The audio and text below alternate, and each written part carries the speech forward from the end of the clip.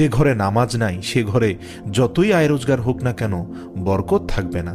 রাসূল পাক সাল্লাল্লাহু আলাইহি ওয়াসাল্লাম বলেছেন, ফজরের নামাজ মানুষের আয় উপার্জনের বরকত দান করে। অন্য আরেকটি হাদিসে আছে 5 ওয়াক্ত নামাজের 5টি ফজিলত। 1, ফজরের নামাজ না পড়লে চেহারার উজ্জ্বলতা নষ্ট হয়ে যাবে। 2, জোহরের নামাজ না পড়লে রুজির বরকত কমে যাবে। 3, আসরের নামাজ না পড়লে শরীরের শক্তি কমে আসবে। মাগরিবের নামাজ না পড়লে সন্তানাদি কোনো উপকারে আসবে না। এশার নামাজ না পড়লে নিদ্রায় পরিতৃপ্তি হবে না। আল্লাহু আকবার।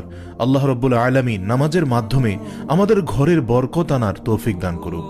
অতএব আসুন আমরা ঘরের বরকতকে স্থায়ী রাখতে মিথ্যা পরিত্যাগ করি, আল্লাহর শুকরিয়া আদায় করি, অপচয় থেকে মুক্ত থাকি এবং সাথে সাথে 5 ওয়াক্ত নামাজ জামায়াতের সাথে আদায় করি।